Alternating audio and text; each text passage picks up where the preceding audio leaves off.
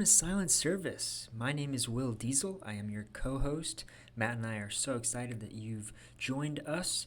Today we're going to be talking about balancing hustle and humanity for this third episode of the Silent Service podcast. So let's go ahead and get into it. Just would like to get into some MEPS. I want to see how you're doing. Let's just do a little check-in. How you doing mentally, emotionally, physically, spiritually? Talk to me a little bit about the Memorial Day weekend, what you did. But let's start with MEPS. Mentally, I'm feeling wonderful. I really am. I have been getting up a little bit earlier than usual, between 4:45 and 5, and I just love it because it's so quiet. So it's helped me a lot. Emotionally, I'm feeling just, I might have said this word already, but just supported. I really am. Between supporting myself and feeling the support of my family and friends, I just feel awesome. Support of my mentor, that's you, Matthew. Just feeling wonderful. Physically, I'm feeling bloated at times for sure. I'm trying to put on some weight, so lifting weights, eating food. A lot of eating. And spiritually, I am feeling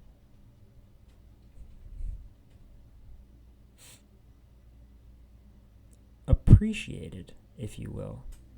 I think that the Lord is doing a lot of good in my life, and I've been trying to let him know that I appreciate him for when I'm not having the best of days, because I know that any trials and tribulations I face are just blessings in disguise. So those are my MEPs, sir. I'd love to hear yours. Sure. I love it. The feeling of appreciation is unique. I haven't heard that one before. I really like it. I think I also subscribe to that from time to time, but that's a unique emotion, or at least word to establish there. Let's see, mentally, feeling fantastic now that I'm back. So feeling real good. Emotionally, I'm feeling very strong. Physically, feeling a little bit behind. I wasn't able to work out while we were on this trip while taking care of my sick children. So I just don't have that same level of energy when I'm unable to work out. Spiritually, I feel sturdy, maybe steady is more of the appropriate word. Grounded, maybe is a different one. I know we're supposed to keep it to one word, but I just have a lot of pent-up energy having been away from you and everyone else for so much time. I think it's been a week. Yeah, I haven't seen you in a week. Yeah. It's been a week, man. It has been a week. And we missed you on Sunday at youth group. Yeah, thanks. I thought about it as I drove by, as I was driving home from Marco Island. We came down Bee Ridge, and I had to wave goodbye as we continued to drive to urgent care to take care of my daughter. At least Sunday night it was my daughter. And then what do you know, back at urgent care on Tuesday with my son. So it was a fun weekend nonetheless. But I want to hear about your weekend. How was Memorial Day? What did you do? What were you up to? Memorial Day was wonderful. I love Memorial Day, in particular because my dad was a veteran. He was not on active service at any point in time, but he was in the reserves. So when he was in business school, he would go every weekend, once a month during the weekend, he would go to Virginia to train. And, I have a flag in my room with his name on it, and it's one of my most valuable possessions because it's something that money can't buy. It was handed to me. Yeah, I'm sure it's one of those cherished prizes, cherished memories. It will be, I'm sure, one of those family heirlooms for generations. It's so cool. Beyond that, I went for a nice long bike ride with my mom, spent some quality time with her, and then I sold my truck, which was sad. You sold your truck? Yeah. How'd you get here today? Car. Did you trade it in and buy something new, or what happened? I'm awfully lucky. There was another car I'm able to use at the house, and so that's been great. I had to sell the truck because since I moved back from Montana, I've been living at home, and the HOA in the neighborhood has this thing against trucks, and I've been told that I could be fined up to $1,000 to just park the truck in the driveway. But it's an unmarked pickup truck. It's not like it was wrapped with a company brand.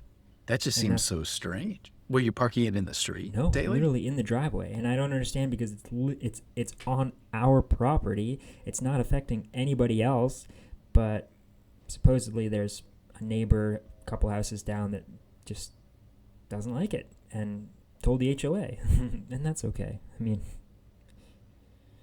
To each his own. That's wild. That's wild. You know, like I was taught a lesson.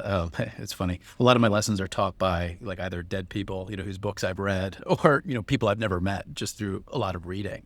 And this one came from Napoleon Hill, where it was effectively along the lines of, you should never attempt to control someone unless they're hindering the rights of others. And I was like, okay, that's kind of unique. So I thought about it, you know, from more of like a relationship perspective, because growing up, and I know this is not the topic, right, to talk about like relationships, but I was like a very controlling like type of boyfriend. So like I don't know, like it was like, you know, don't talk to him, or like I don't want you to go out there with your friends, you know, perhaps out of like jealousy or something like that. And I remember reading that book, and this wasn't until I was a freshman in college. I remember reading this book, and it was like, you should never attempt to tell someone what to do unless it's hindering the rights of others, or you know, they're doing something illegally, as an example.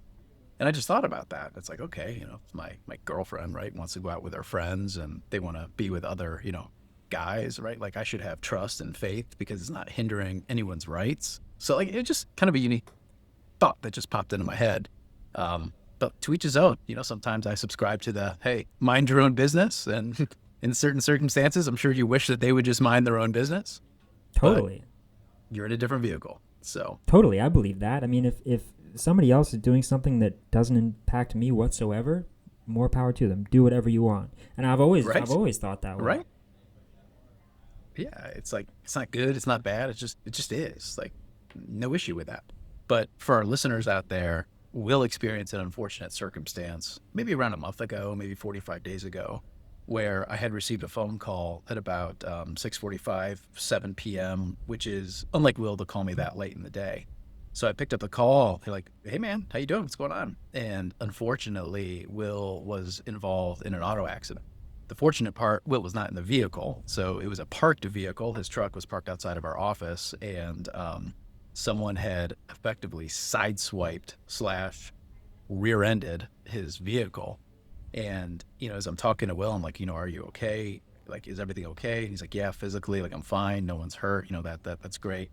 He's like, but that's not why I'm calling you. I'm like, well, why are you calling me? He's like, I'm calling you to see if there's a broom and a dustpan in the office, because there's all this glass laying in the street, and I would hate for it to disaffect someone else.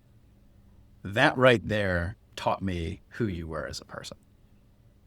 And I don't know if I ever shared that with you, but that moment stayed with me, and it will continue to stay with me probably for as long as I live. Because you took one of the most, like, I mean, like when you talk about, you know, having a day disrupt, it's not just a day disrupted, right? This is like days and weeks dealing with insurance. And, you know, it turned out that this driver didn't even have the appropriate auto coverage, you know, which made it even worse. But you took such a negative circumstance, and you effectively asked, like, how can I be of service in this circumstance? How can I find some good here? And you did. Like, you found good. I've never heard of anyone, you know, attempting to clean up, you know, after like an accident like that, to not hurt someone else. It just speaks volumes to who you are, and like it just made me so proud. So I never got to share that with you, so I wanted to share that with you. Thank you so much, Matt. I mean, I truly believe to my core that life is just 10% what happens to you and 90% how you react to it. And certainly I was rather new to my lovely position, and I just wanted to continue to start off on the right foot. So if I could do something to make somebody's life a little easier with regards to picking up a shard of glass so it wouldn't pop their tire, I'd be happy to do that. Right. But, you know, like it's these small acts that ultimately define you, who you are. And, Will, I've shared this story with probably a dozen people about you that you're not aware of. So, like, little do you know, right? There's now other people in this community who know about you, and know about like who you are, right? So it's like just unique to be able to think about, right? You weren't looking for accolades, you weren't looking for credit for doing something like this, but it just shows how good things come to good and genuine people, right? It's just something to always think through. But when you said it's how we respond to specific events that ultimately determine an outcome, it brings up a formula that Jack Canfield created. He's the author of Chicken Soup for the Soul. Have you heard of those books? I think there's like dozens of different ones of them. Does No. that sound familiar? So I don't know specifically like all that much about them, other than he's a famous, very successful author, and I believe that these books are all about stories of people either overcoming hardship or people doing like the unthinkable, like in a very good and positive way. Chicken Soup for the Soul. So they're stories to uplift the soul. And he created a book called The Success Principles. And he established principles that one would need to live by in order to achieve a successful life. Effectively, it's like if anyone had this combination to the lock, they'd be able to unlock it, right? So if you have the keys to success, if you have the success principles, like you will have a very successful life. It just many don't go seeking for these principles.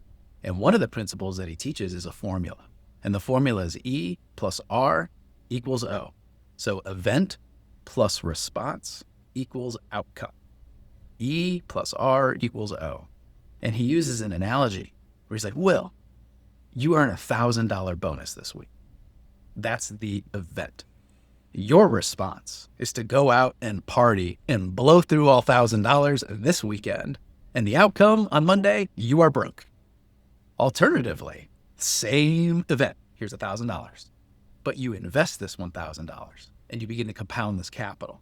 Now what is the outcome? Will has greater financial security for the future. So you're right. It's not the events that happen to us that determine who we are as people. It's the response to that particular event that ultimately determines the outcome and who we are. Does that make sense? I love that. I love the E plus R equals O. O. Like yeah. And on the success principles, there's a YouTube video. I believe it's around an hour, maybe an hour and a half, where Jack Canfield walks through these success principles. Well, I kid you not, while I was in college, every single day that I got ready, every single morning, the success principles were playing in the background. If you turned them on right now, I'd be able to recite word for word exactly as Jack speaks. And then, of course, as I started dating my, girlfriend, now wife, she started listening to it. So her and I would listen to it together in the morning, like as we got ready. And now I come to think of it, we probably haven't revisited that in maybe 5 years. And I'm going to put that on my agenda to revisit it with her. I'm just going to put it on one morning. It's like, hey, do you remember? Let's do a little refresh. That's so cool. So you said... So I recommend that to you. So watch Success Principles. I'll send you a link later today. In fact, we should put a link somewhere down below so others can be able to access this gem of a resource, because I don't think it's that prominently known about, and it helped instrumentally impact totally. my I'll life. put it in the description for the listeners. And you said that's Jack Campbell, as in... I think it's Canfield. Jack Okay. Canfield. I think you're thinking of Campbell, like Campbell soup.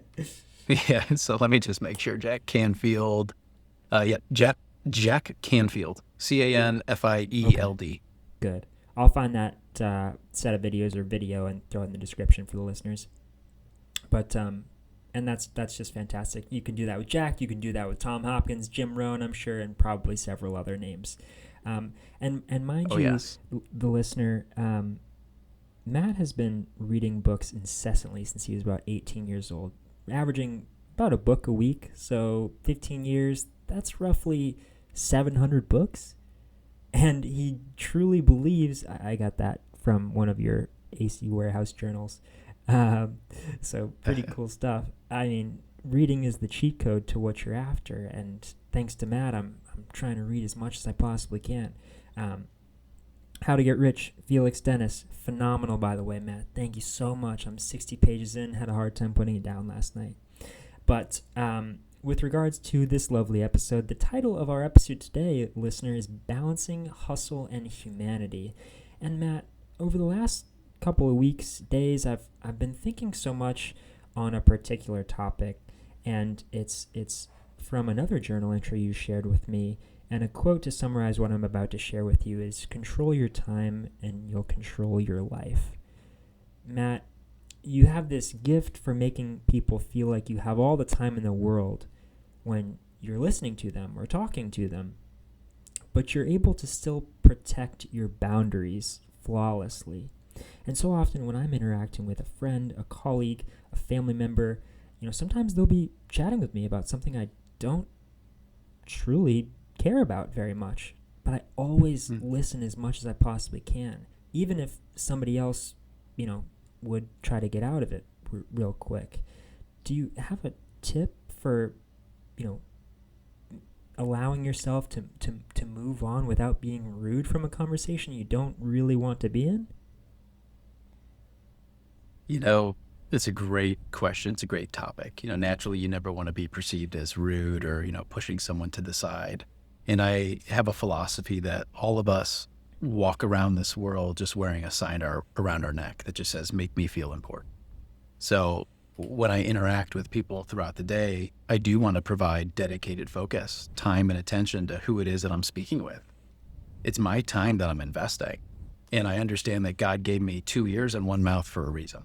And I should use them in that direct proportion, right? I should be listening twice the amount of time that I'm speaking. And you never know what you're going to learn from someone. So even when I believe I already know what this individual is talking about, many times I'll just bite my tongue and I'll just look and seek for that small nugget that could help advance me in my life in some capacity. Or stated differently, perhaps they have a misconception or a belief that's inaccurate just based upon some type of life experience. And I have the ability to be able to reset or pivot, one's thoughts to show a different, opportunity and a path forward to where I'm able to impact their life. So, it's a very hard topic to be able to, provide a gray and black and white answer.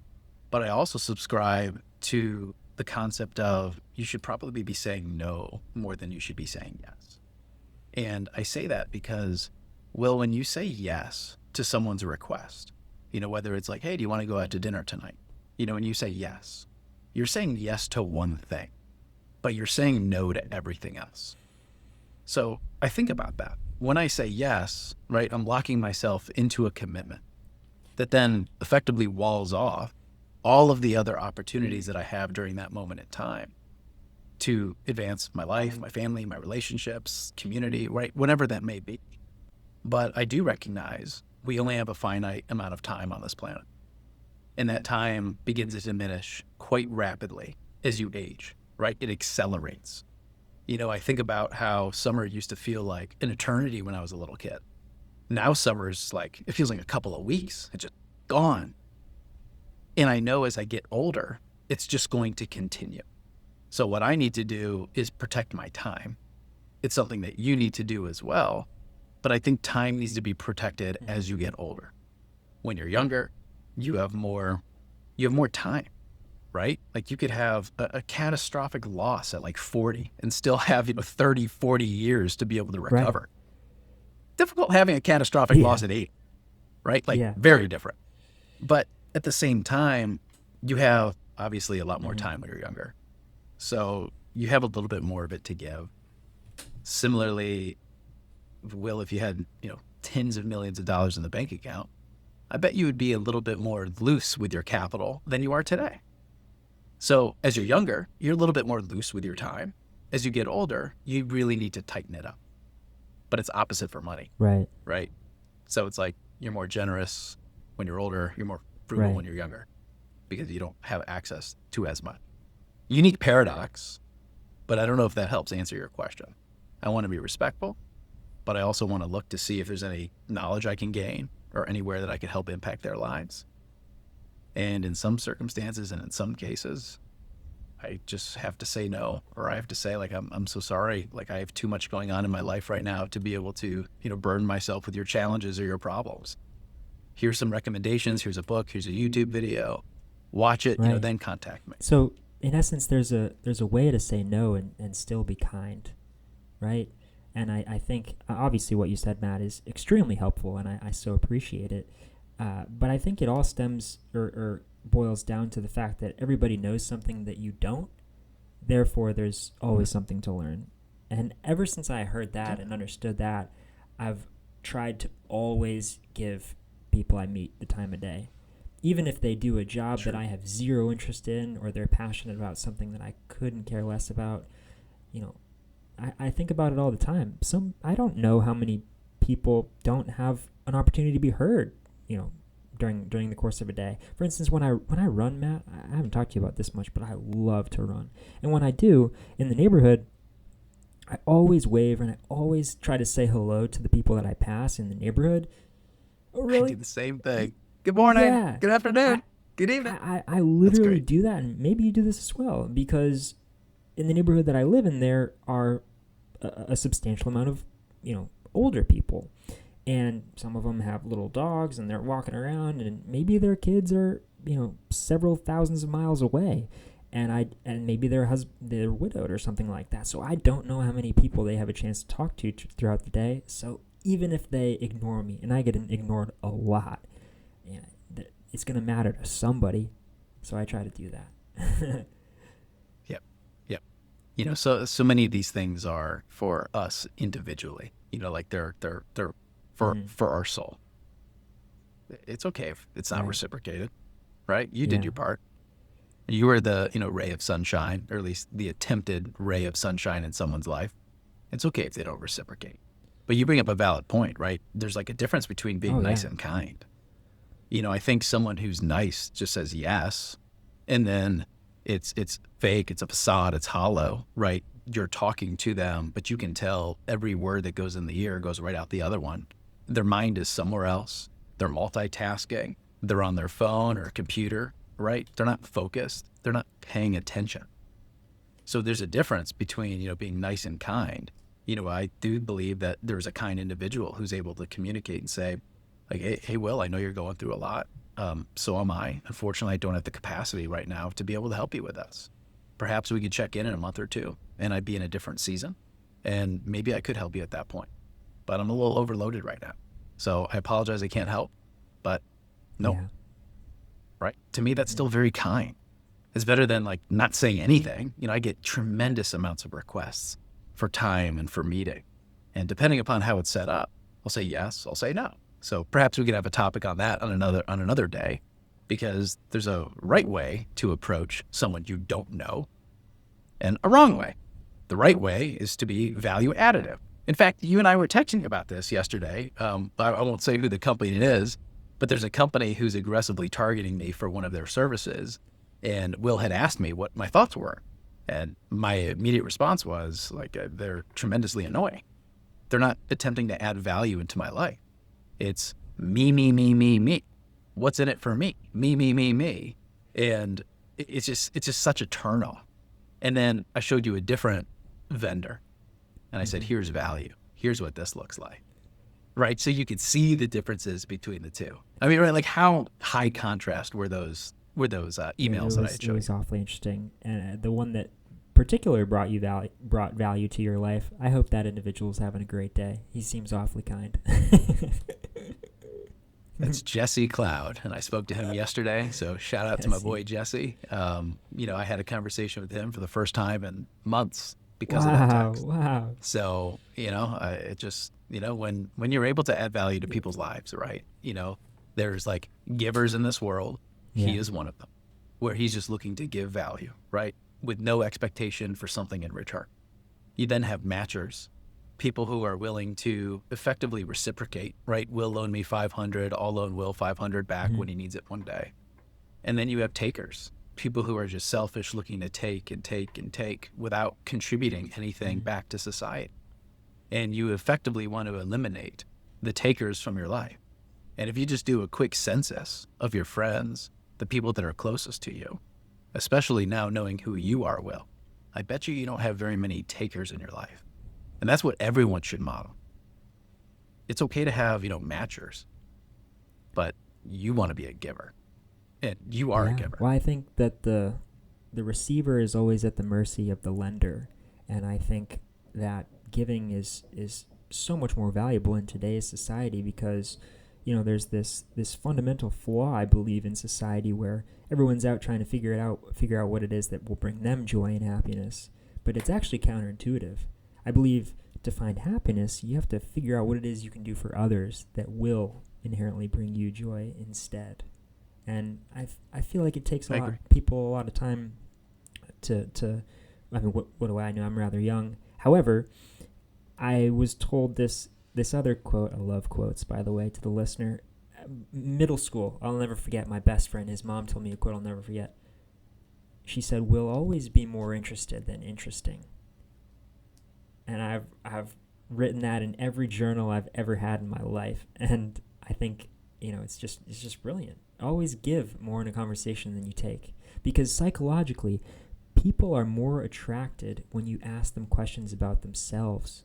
They're more attracted to you because people love to talk about themselves. So for most, it's their favorite topic. Exactly. Weird. Exactly. Just like the magic word for any human being is their name, right? So say people's names more often, everybody, and read. Well, Matt, you had some thoughts on How to Win Friends and Influence People, but I think it's a wonderful book. Do check that out if you haven't already, listener. But this is just wonderful. I mean, be more interested than interesting. Everybody knows something that you don't. Therefore, there's always something to learn. That's why the ultra wealthy can learn something from someone with extremely little, and vice versa. And yeah, it's true. One of my role models, rest in peace to Richard DeVos. He was the founder of Amway Global and the owner of the Orlando Magic. And I couldn't say more positive things about this family. It's about Christians, humble. You would never know or expect them to hold themselves higher than someone else, given their level of wealth in the society.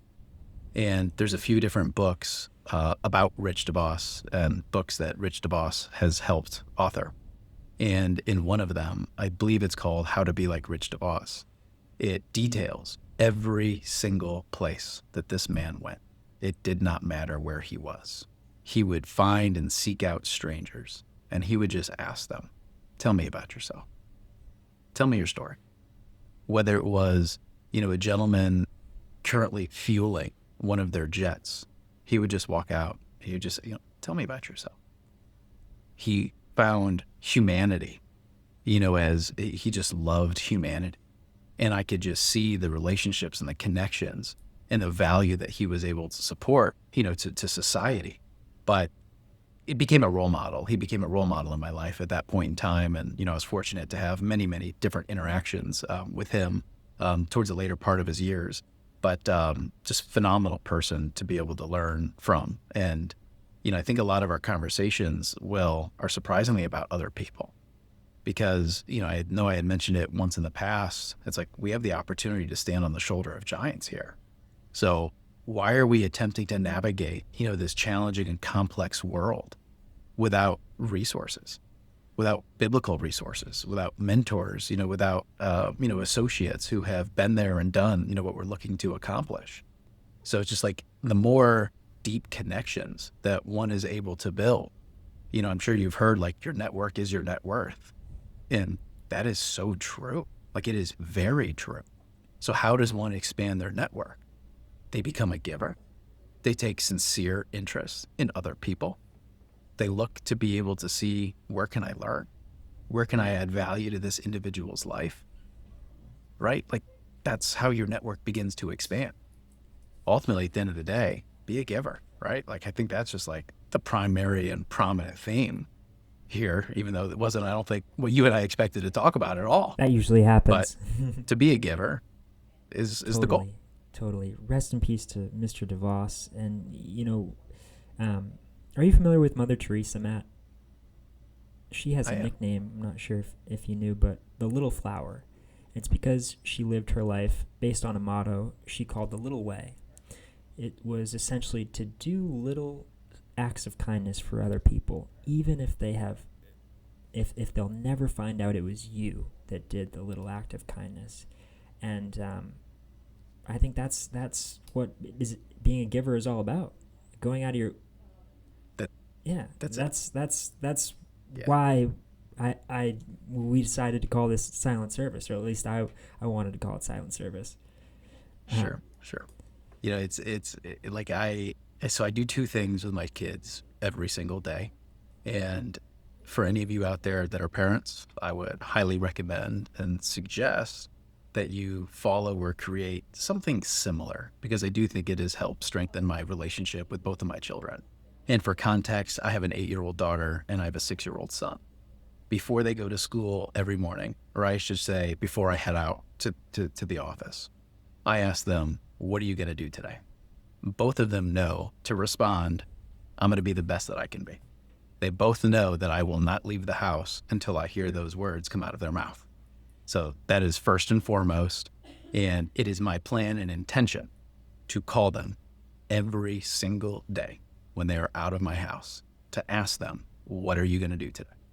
It is a way for me to be able to stay deeply connected with my children once they go off to college, once they have their own families, their own lives.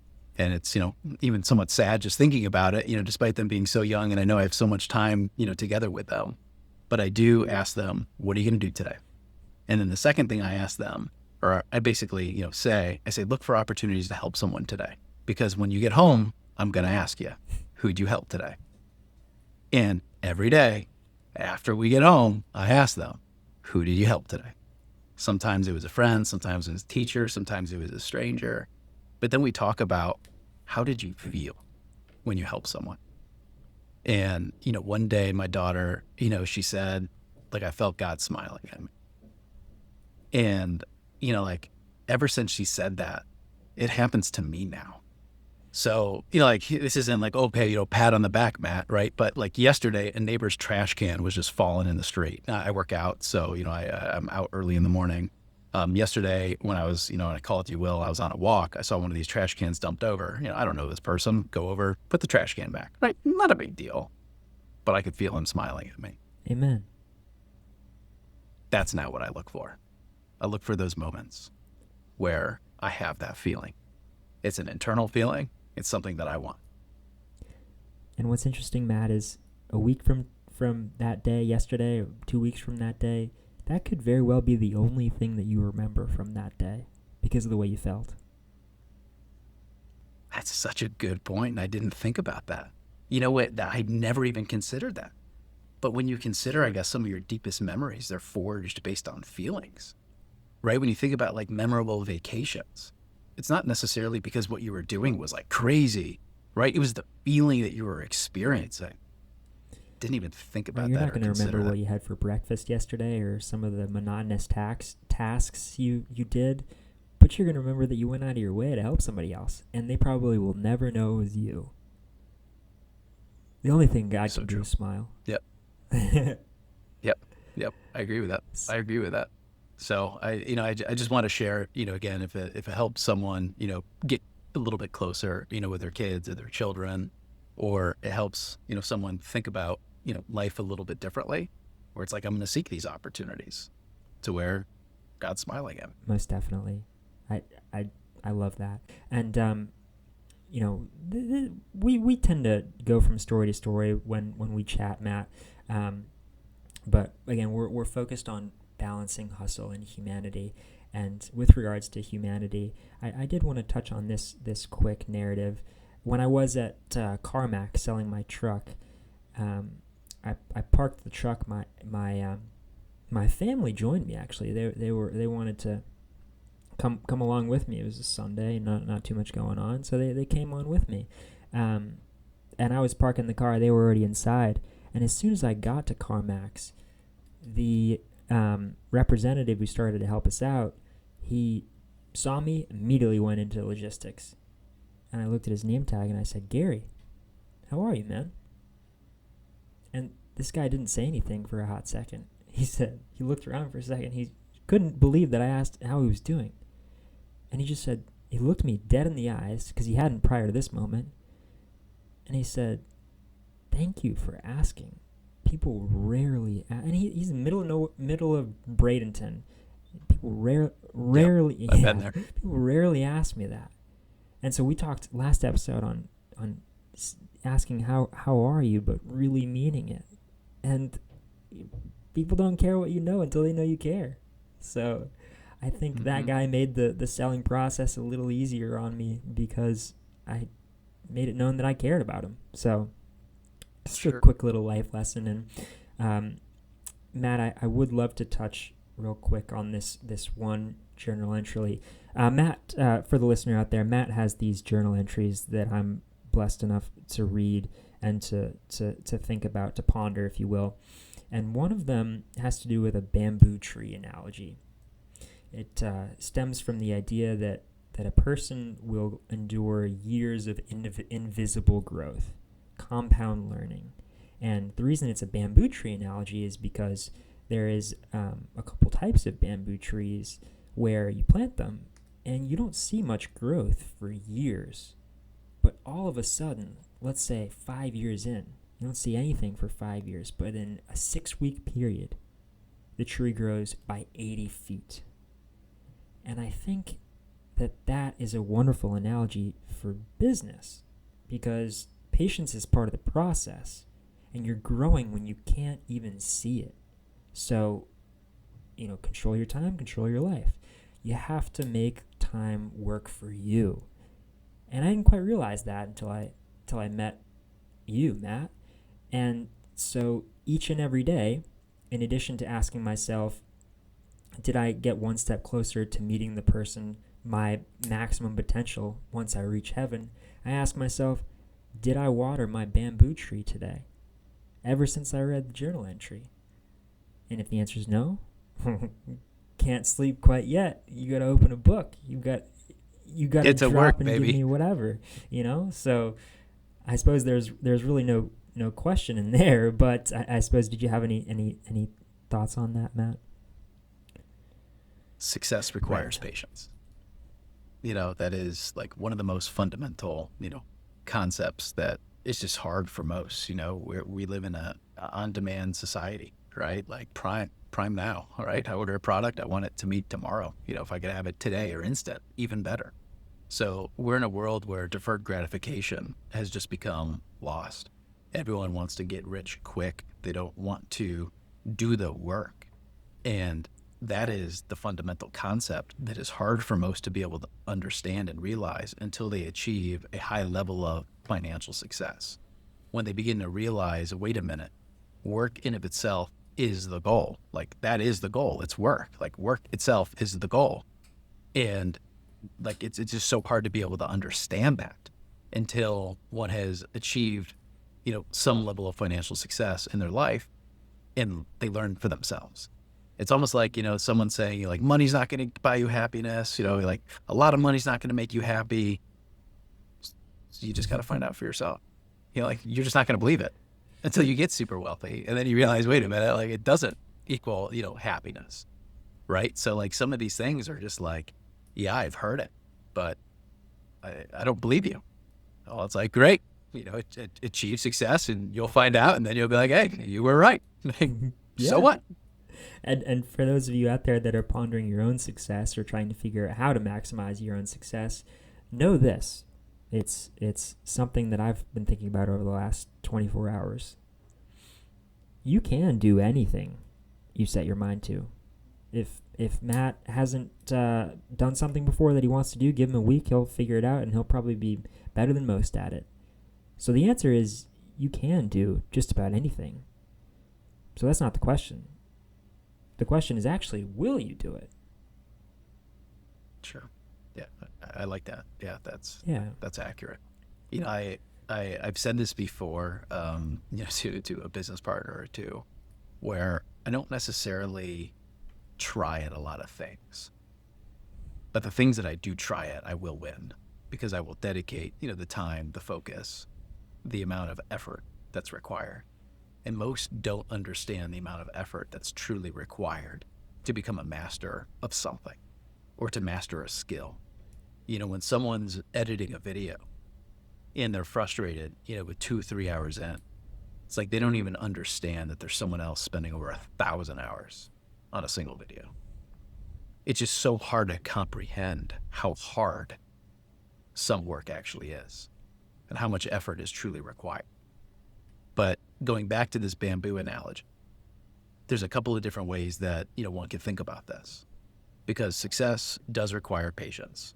Yes, you do have to water the bamboo, but in a different, analogy, I almost think like all of us are attempting to like build an apartment. So think about this. Like we have a plot of land. Well, we have to dig, we have to build a foundation.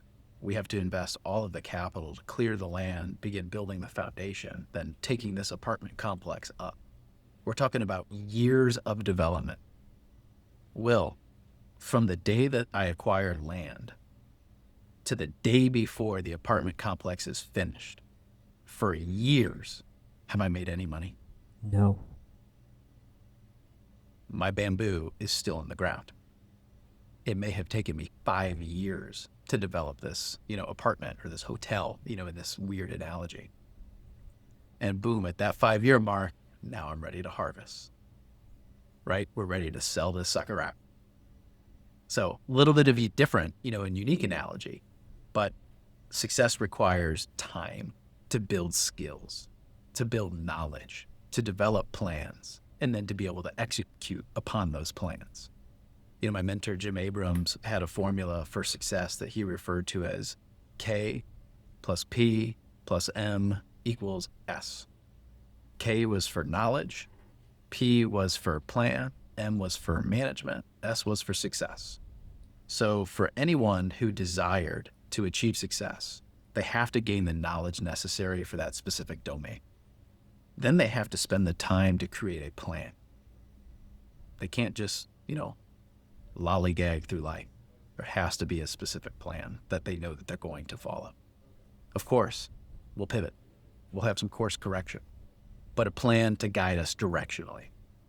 M is for management. Are you following the plan? Are you getting distracted by shiny objects?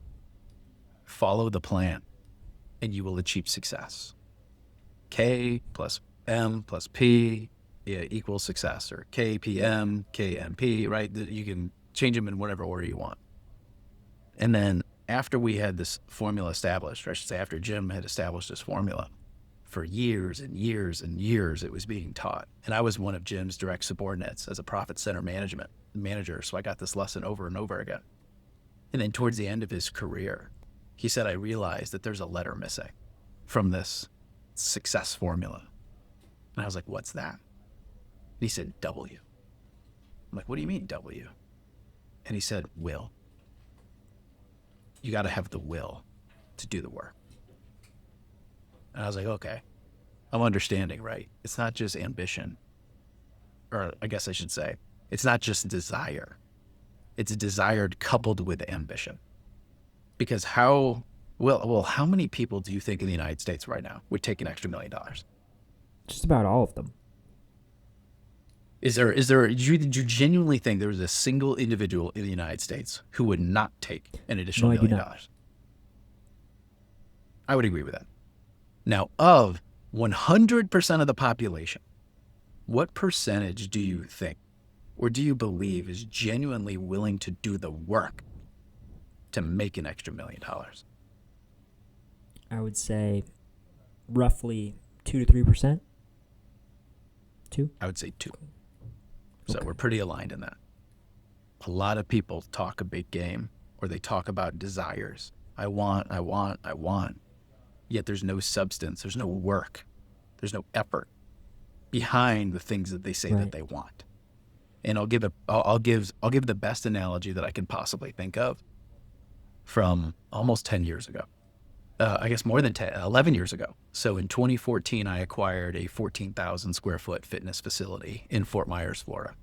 It was called Fitness on the Move at the time. Bought it from a gentleman named Troy, and Troy had established a wonderful team for this business. He was effectively an absentee owner. So I was coming in, I acquired this fitness facility, and it was my intention to transition to medically based fitness. And I was adding a physical therapy and balance center to this 14,000 square foot building. This was a fitness facility that opened every morning at 5 a.m. So it required someone to be at the facility, at the desk, checking in our customers at 5 a.m. Typically, we focused on like college students, We're talking about, like close to minimum wage. It's not the most fun shift. And I had a gentleman named Trent who worked every morning from 5 to 8. So it was 3 hours a morning, 15 hours a week. And he was a senior.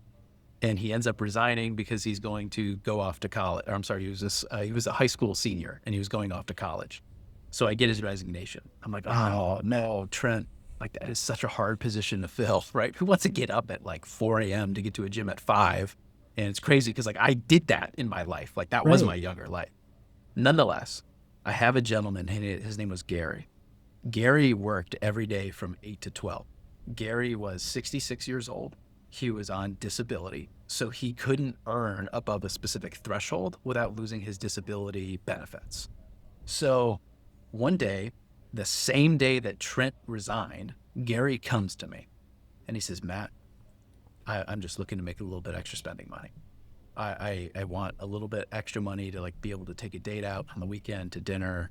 I'll clean the toilets. I'll wipe down the floorboards. I'll clean under the treadmills. Anything that you need me to do, I'll do for you, as long as I can just make a little bit more money. And I was like, oh my gosh, Gary, you won't believe what happened. Trent, he resigned this morning because he's going off to college. You come in at 8 every day and you finish at 12. Why don't you just come in at 5 and just stay till 12? It's an extra 15 hours a week. He was making $10 at the time, an hour. So it's an extra $150 a week. I was like, does that put you over your threshold? He's like, no, that would be great. And he's like, so I would just have to be here at 5 a.m. every day to 12? I'm like, yes. And he goes, I'm like, what's the problem, Gary? And he goes, I like my sleep too much. Classic case of I want more, not willing to do the work.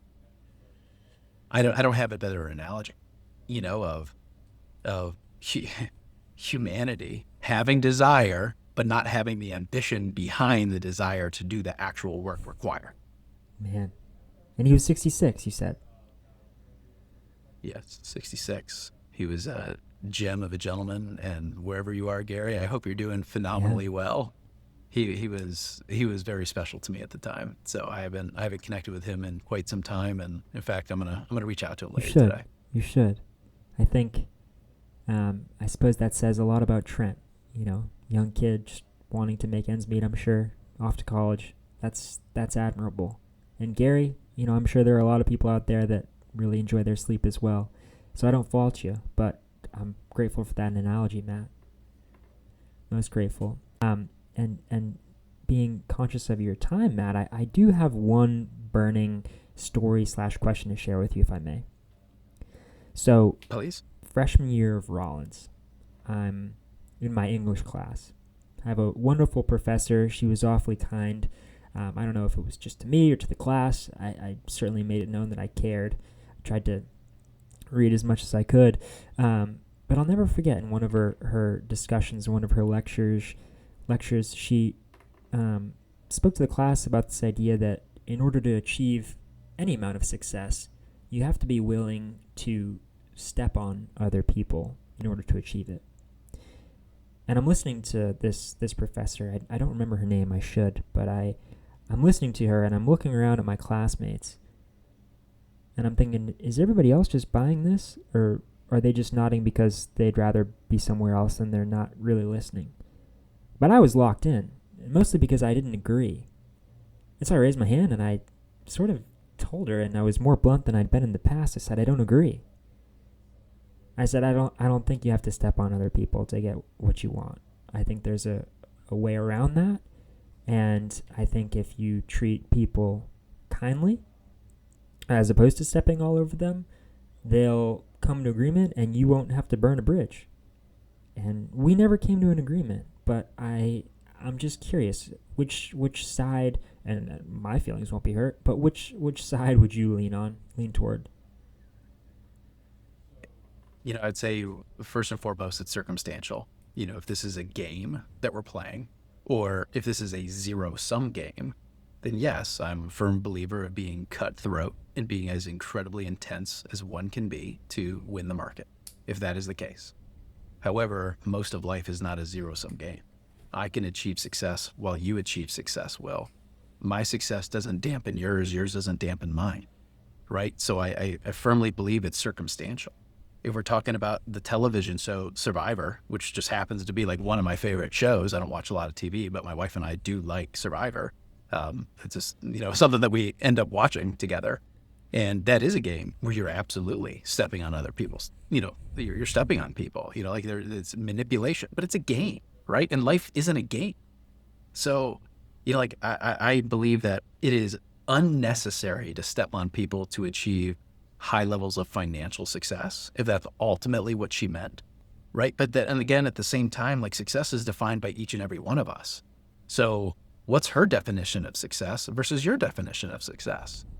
So, right. So like, I don't even think it's fair to be able to have the argument as to whether or not that's required without first defining what success is. If you were going to say to me, like we want to be the dominant provider of, phones, right, in the United States. Well, there's only so much market share, that exists. But do you have to step on someone? No. Right? No. No, absolutely not. You would have to develop a better product. You'd have to deliver more value in some capacity, or provide a product that's more convenient or more cost effective, right? You don't have to step on someone. So when I hear step on, I hear like I have to suppress someone in order to be able to like make a personal gain. And no, if you're involved in a life game like that, get out of it. Like that's terrible. That's awful. There'll be tremendous regrets down the line, irregardless as to how financially successful one becomes. So no, like I fundamentally disagree with her, as I just kind of speak out loud, right? So like I didn't have this question in advance. We haven't talked about this at all. So at first I'm like, yeah, definitely circumstantial. But now as I think about it more and more, unless we're playing a game where everyone knows the rules, like Monopoly, I don't see why it would be necessary to suppress someone to be able to get, an advantage in life. I suppose there are too many variables and too general to really have that conversation in the context of a lecture. But I think... But at the same time, what does it matter, right? Like I'm going to play my game. You're going to play your game. Who cares what the person across the street's doing? Like earlier, right? I should never attend to, control someone unless they're hindering the rights of others. So if you see someone, right, stepping on someone else to be able to get a leg up, like it's a little bit different, right? Like I would expect you to speak up, say something, right? Be a man, right? Like, speak up. But if that's not the case, and he's got to pick up truck three driveways down, just because you had to get rid of yours doesn't mean you now have to go tattle and telling him and hurt him, right? Yeah. You see what I'm saying? Like it doesn't, like who cares what the other person's doing? Right. Worry about yourself. Water your own grass or something like that. Water your own grass. Water your own bamboo. Forget about this person. If they're, if they're cutting their neighbor's bamboo down, forget about them. Ignore them. It's a taker. Get them out of your life. Shouldn't be in your life. Surround yourselves with givers, matchers, no takers. Definitely. People who step on other people are takers. Right, and it's only a matter of time until they step on you. You might think they're your friend. Yeah, so. Exactly. And that was an incredibly important lesson for me to learn. And I know we're really going off on a tangent, but if someone's willing to lie to their spouse, they're going to lie to you too. So so don't think that someone is able to maintain integrity over here without it slipping over here. It's just not true. And when you talk about these different things like, trustworthy or integrity or honest, these concepts are dynamic, meaning it's not that you're honest. It's how honest are you? Are you willing to tell me that this shirt does not look good on me? If I asked you, hey, Will, does this shirt look good on me? Right? If you genuinely believe it does not, how honest are you willing to be? Right? Loyalty. How loyal, right? It's a scale. How trustworthy. It's a scale. I think about that a lot when evaluating relationships, and also how I'm perceived in different relationships that I have with other people.